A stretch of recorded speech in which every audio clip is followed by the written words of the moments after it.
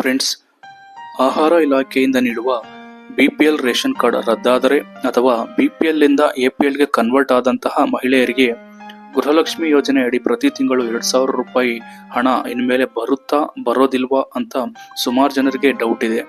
So ಆ ಒಂದು ಡೌಟ್ಗೆ ನಿಮಗೆ ಆನ್ಸರ್ ಸಿಗಬೇಕಾದ್ರೆ ಈ ವಿಡಿಯೋನ ಕಂಪ್ಲೀಟ್ ಆಗಿ ನೋಡಿ.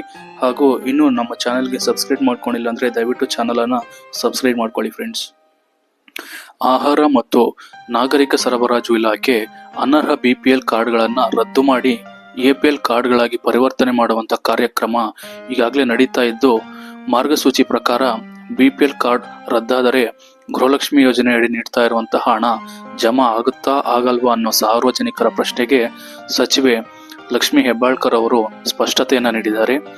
ಪ್ರಸ್ತುತ ಆಹಾರ ಇಲಾಖೆಯಿಂದ ಮಾರ್ಗಸೂಚಿಯ ಪ್ರಕಾರ BPL ಕಾರ್ಡ್ಗಳನ್ನು ರದ್ದು ಮಾಡ್ತಾ ಇರೋದ್ರಿಂದ ಗೃಹಲಕ್ಷ್ಮಿ ಯೋಜನೆಯಡಿ ಅರ್ಜಿ ಸಲ್ಲಿಸಿ ಪ್ರತಿ ತಿಂಗಳು 2,000 ರು ಆರ್ಥಿಕ ನೆರವನ್ನು ಪಡೆಯುತ್ತಿರುವಂತಹ ಫಲಾನುಭವಿಗಳಿಗೆ ಗೊಂದಲ ಉಂಟಾಗಿದ್ದು, ಈ ಕುರಿತು ಬುಧವಾರ ಬೆಳಗಾವಿಯಲ್ಲಿ ಮಾಧ್ಯಮದ ಪ್ರತಿನಿಧಿಗಳೊಂದಿಗೆ ಮಾತಾಡುತ್ತಾ ಮಾಹಿತಿಯನ್ನು ಹಂಚಿಕೊಂಡಿರುವಂತಹ ಸಚಿವ ಹೆಬ್ಬಾಳ್ಕರ್ ಅವರು, ಗೃಹಲಕ್ಷ್ಮಿ ಯೋಜನೆಯ ಹಣ ವರ್ಗಾವಣೆ ಕುರಿತು ಈಗಾಗಲೇ ನಾವು ಸ್ಪಷ್ಟವಾಗಿ ತಿಳಿಸಿದ್ದೇನೆ.